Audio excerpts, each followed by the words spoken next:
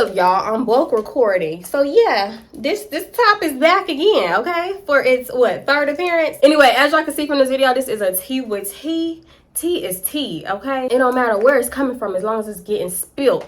Now y'all know the vibes. Go ahead and sit back, relax, grab y'all little snacks, and tune in for this tea. So this one says, "Hey T, I'm Luna. I'm a new subscriber. I love you and your content. So this takes place back when I was in college. I went to Texas State University in San Marcos. My friend went there, my best friend. And this was my freshman year. I had came to campus a whole week before classes started. So you know that whole week I was doing what? Partying. So me and my homegirl had hit up a kickback to pregame. And then we headed to an Omega party later on. This is where everything went down, okay? So I love to dance, and not just twerk, but like ballet and stuff. And when I go out, I dance. I literally dance with anybody. And thinking back, maybe I shouldn't have been dancing with everybody. Now, you know, usually when a dude start dancing on you, they just trying to get a feel in and mainly just be dry humping you, right? So that's what it was like. And that's what I have been getting all night until this boy came up behind me, and I was rolling him up, and he was actually keeping up. Come on, friend. I'm winding my hips and I'm throwing that ass. And he was following my every move. That's so perfect when you dancing and the dude like just automatically go to your motion, you know? I love dancing like that. Because if you going one way and he going the other, it look crazy, it feel crazy to vibe off, and we gotta stop. We damn near started making love on that dance floor. Listen, like I said before, I'll dance with anybody, and I usually don't even bother to see who it was. But after that experience, I had to turn around and see. So I turned around, and surprisingly, the guy was cute. So I asked him his name. Let's call him Anthony. And we chop it up for a second, and he ends up asking for my number. I'm crossfaded at this point, so I end up giving it to him with no hesitation. After that, he scurries off somewhere else, and the Megas do their little dance that they do at the end of parties. They do that little stroll. So the lights come on and everybody head into the door. Anthony ends up finding me again, and he gives me a hug and tells me good night. I ain't gonna lie, in that moment, I had caught a whiff of his breath. But it's at the end of the night and everybody faded at this point, so I let it slide.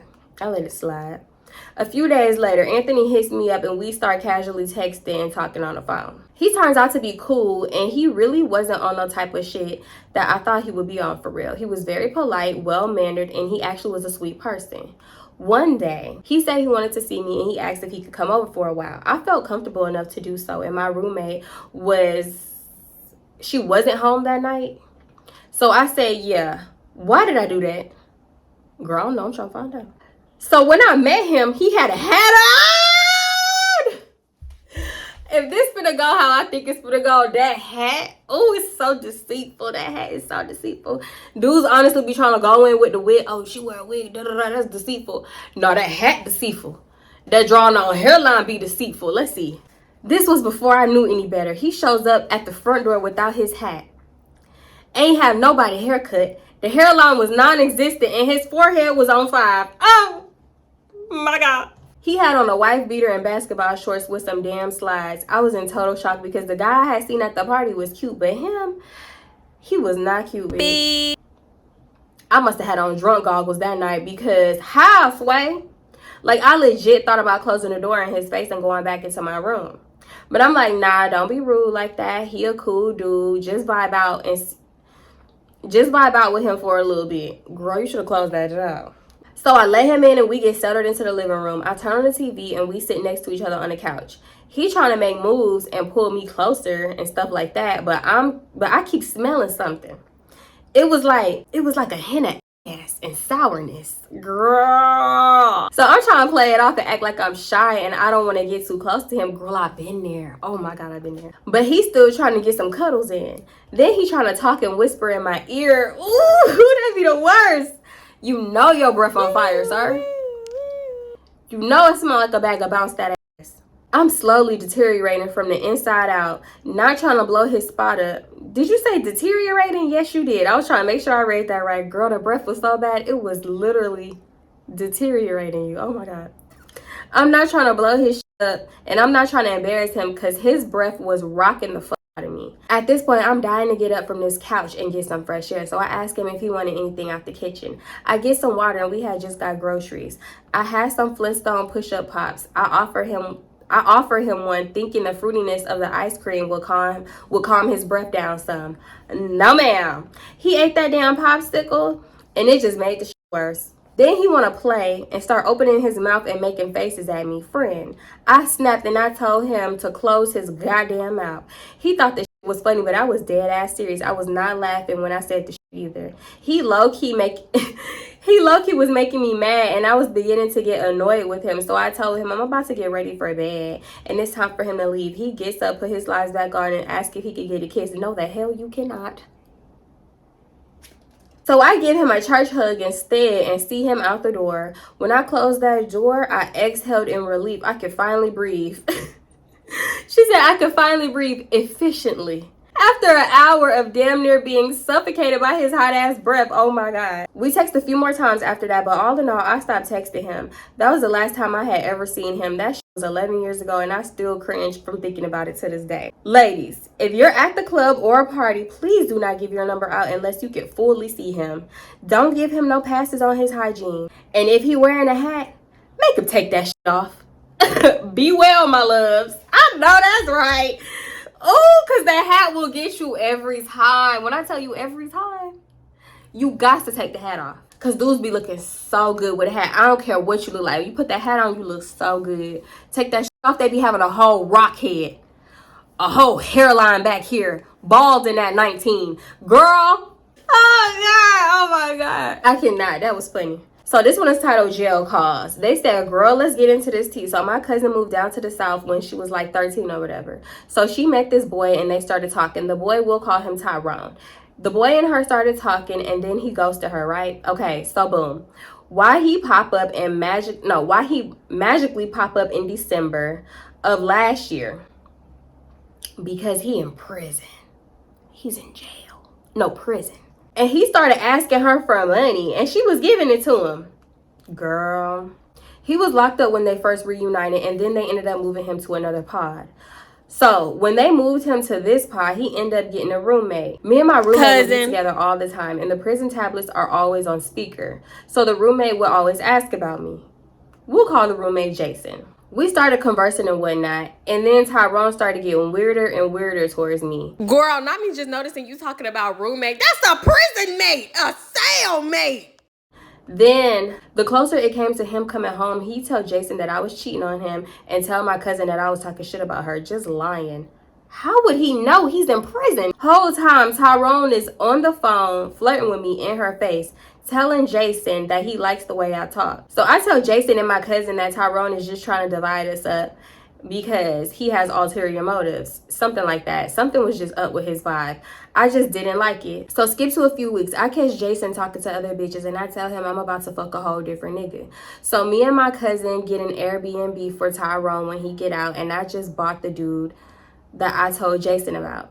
While we in the Airbnb, I peeped that Tyrone hugging all of my cousin, looking at me, biting his lips. We stayed there for 2 days. Tyrone kept making slick comments to me, and I thought I was tripping until my cousin said something. Mind you, that's the second time she tried to come out her mouth slick to me about a that she ain't seen in 10 years. My cousin is the type where you get around some dudes and she start acting weird, trying to tell embarrassing stuff about you, but I rarely get embarrassed because I feel like if I did it, I did it, and it's just that simple. So she starts throwing salt on my name to Jason, and Jason is coming back telling it all to me. I would let Jason call her privately because I trusted my cousin. So a few weeks later, her birthday comes up and Tyrone literally gets her nothing for her birthday. He kept making promises to take her somewhere and they don't. He asks her if she wants certain things and doesn't get it, etc., etc. It's all just a bunch of BS.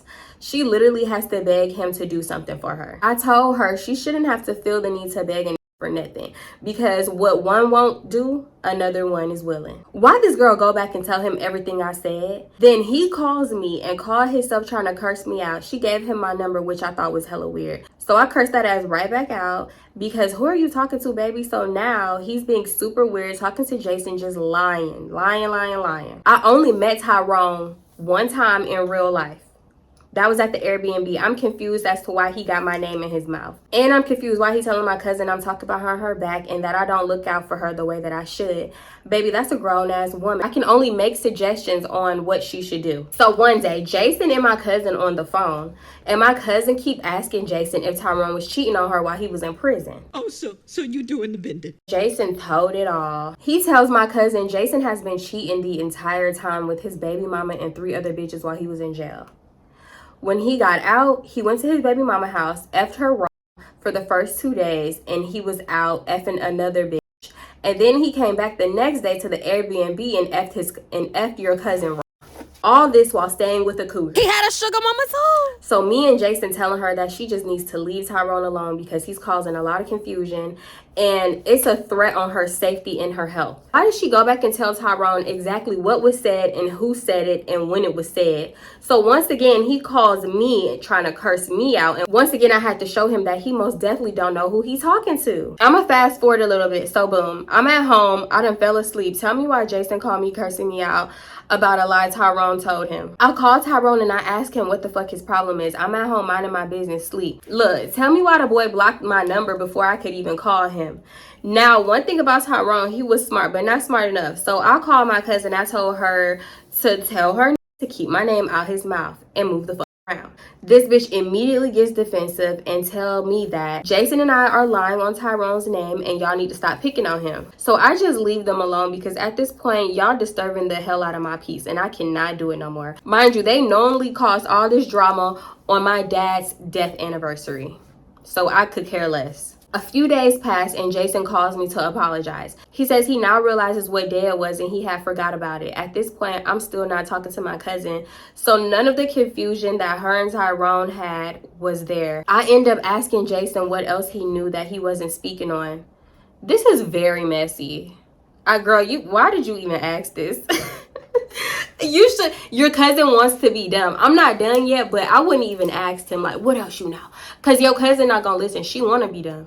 Jason proceeds to tell me that my cousin is basically pillow talking to a nigga who I don't even know, and he's been coming back telling Jason everything. Bits and pieces were true of what had happened before I even met Jason. So I know he couldn't be lying, so I just let it go. Oh, so your cousin was going back lying on your name to Jason? That's pretty lame. At this point, I'm really missing my cousin because we used to talk all day, every day. And all of a sudden, we went to not talking at all. I'm the type of person that apologizes even when I'm not wrong. Not me.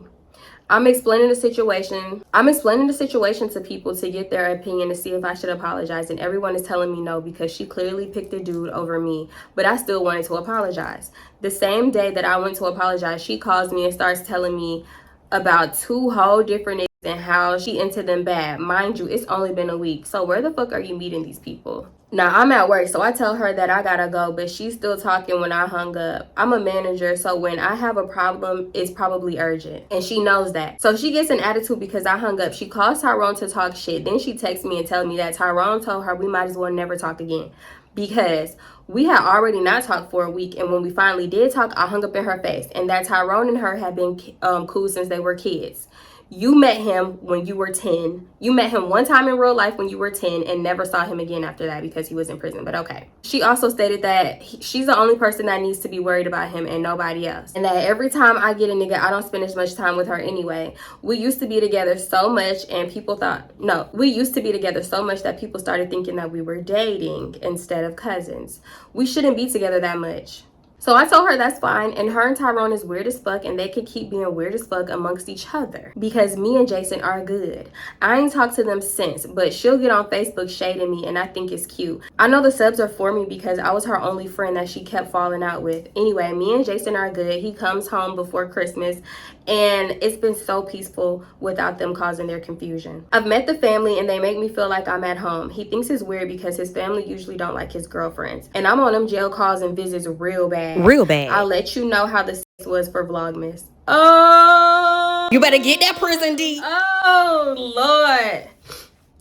Ooh, first your cousin started out in a prison relationship and then you ended up in one. Oh, but yeah, that sounds very messy and real drama filled. And honestly, if anybody got somebody in their life like that, get them out. Cause I feel like people like that is just putting your life to cause you chaos and confusion.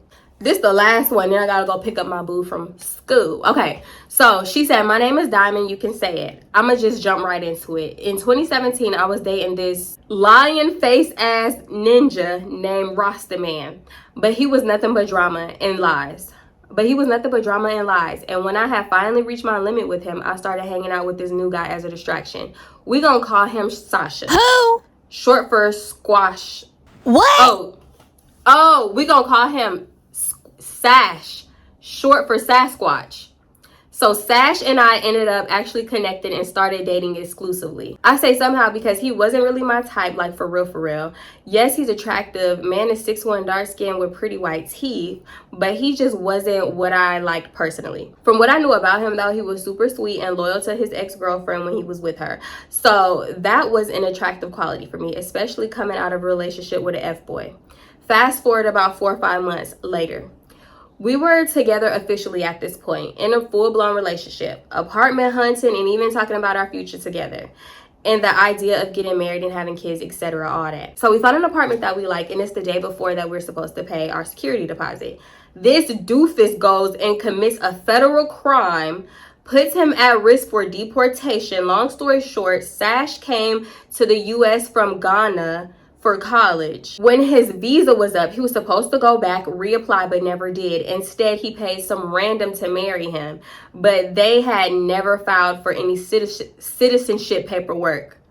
What? So he had no ID or driver's license, anything, nothing like that at this point. So back to this day, he gets pulled over by the police and he tried to give him a relative's driver's license. The police knew it wasn't him and pressed him for his real name. He then refused to speak to them and they took him into the prevent. Once they got there, they must have ran his prints and discovered he was flagged by ICE. On top of that, he has now committed a federal crime of impersonation. You're not going to jail. You're going to prison! They hauled his ass off to some immigration camp about 5 hours away. I should have dipped in that moment. I mean, we were only like 4 or 5 months in anyway. I could do better than a jail relationship. But I stuck around and I did the bid.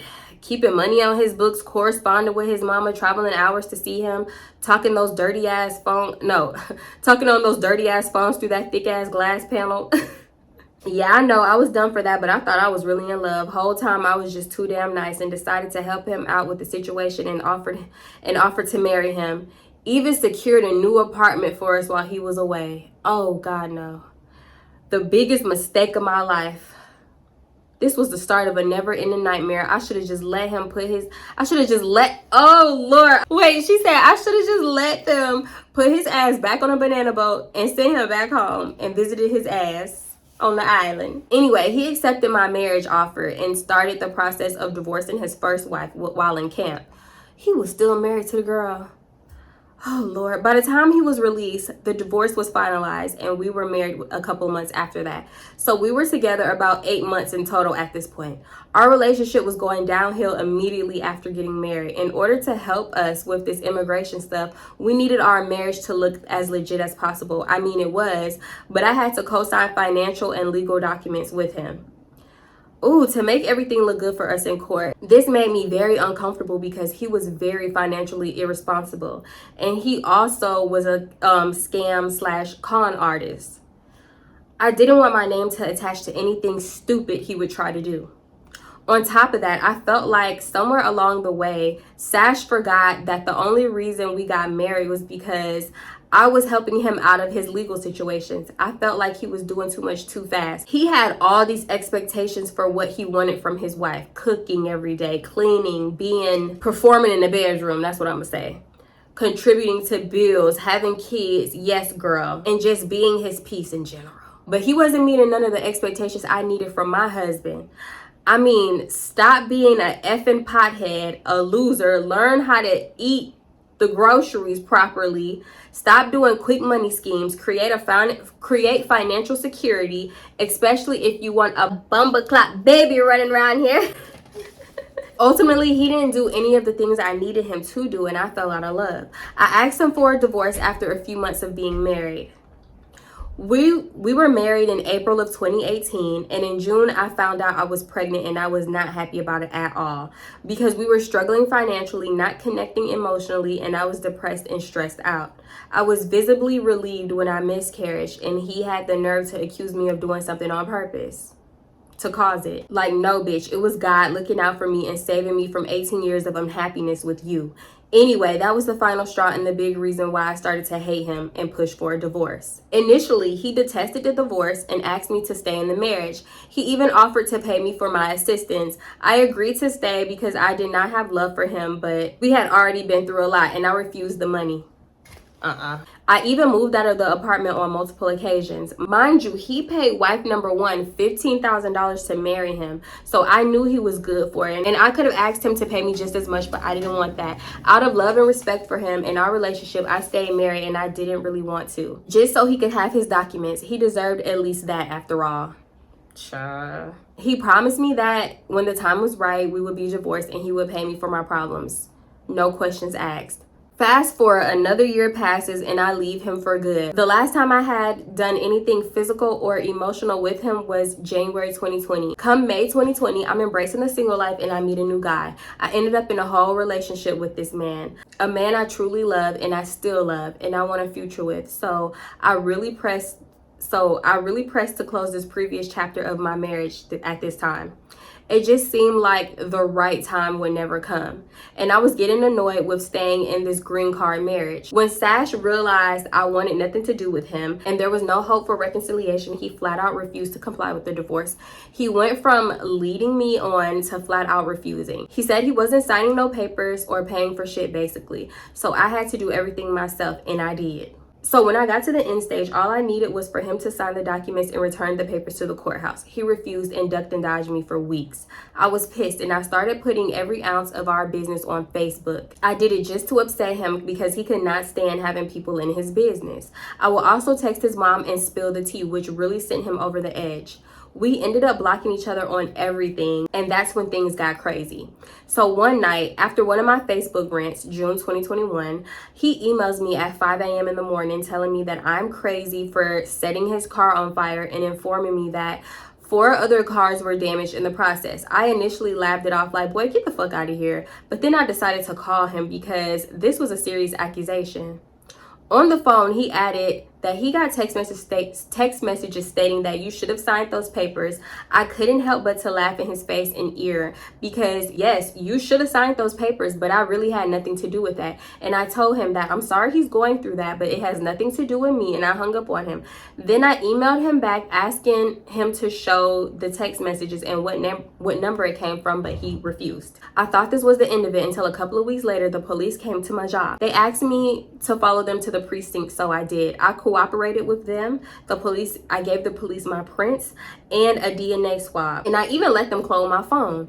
Eventually, I cleared myself. I told them all about Sash's backhanded way of getting quick money. I also explained that he most likely set his own cars on fire for the insurance money. Again, he was the type of person to do so. I believe he became their prime suspect, but I didn't get any updates beyond clearing myself. He ended up moving after that, so I didn't have an address for him. I couldn't even explore options of trying to have him legally served with papers again. So I got back to my old ways of blasting him on Facebook and pressuring him to cooperate and give me the divorce so I wouldn't have to continue to harass him and talk shit. One day, the baby mother of one of his friends messages me on Snapchat. We'll call her Burner, because he done burned a couple of females. Oh, Lord. Burner's baby mama sent me a picture of some houses stating that she saw Sash and Burner coming out of that. I reverse searched the picture through Google search and I found the area. Then I drove to the area looking for the girl. You a whole FBI agent. I thought I was doing something. So she drove to the house looking for the house, and girl, she found it. Me being petty, I sat outside the house that night. I called Sash private at least 30 times, asking him to come outside to sign the papers. Even ended up arguing with some girl on the phone. Asked her repeatedly to come outside. She insisted that they had cameras and knew I wasn't outside, but I was literally right outside the front door. So yeah, neither of them came outside. Of course, I got back to my old ways because of him pissing me off. So I put the situation on Facebook. I really must have shattered his ego because about 3 a.m. in the morning, he texted me once again stating I sent people to his house.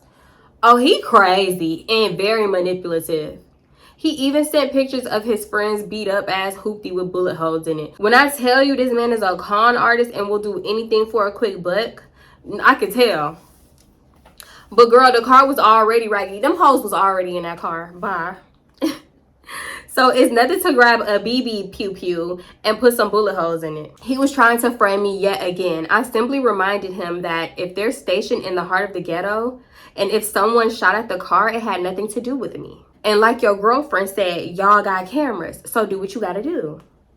But anyway, child, after that incident, I just stopped communicating with him altogether because every time we argued, he would use my hostility and idle threats as leverage to try to frame me. Oh, moving in silence was the best route I could have taken. I had a mutual friend serve him the papers and he had 21 days to respond. I am officially divorced as of February 21st, 2022. But the story doesn't end there.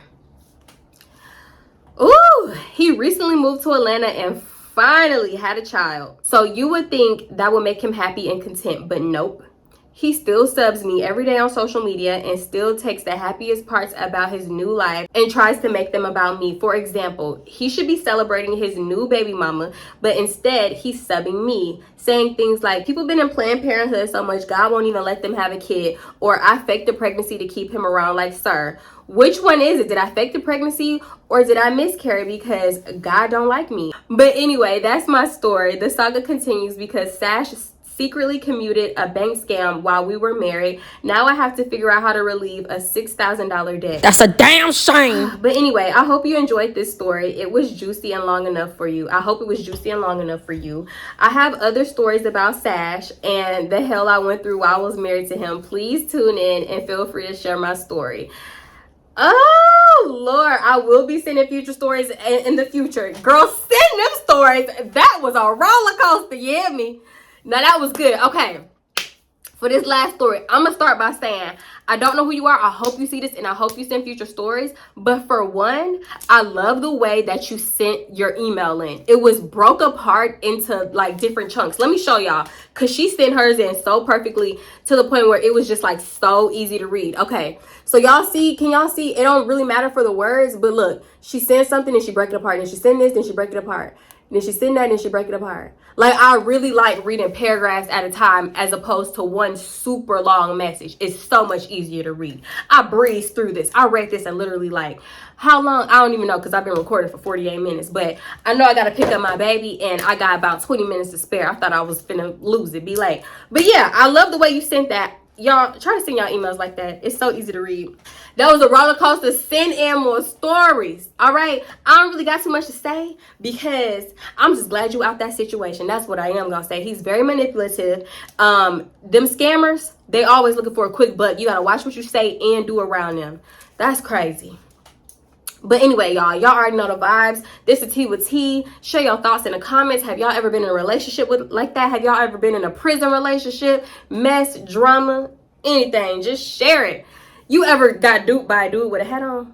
Because I know we done all been there. Anyway, y'all already know the vibes. I love y'all so much. And I'm going to see y'all in my next one. Thank you so much for watching. Like the video on your way out. Leave a comment. Hit that subscribe button. And turn your bell notifications on. I love y'all. Okay, bye.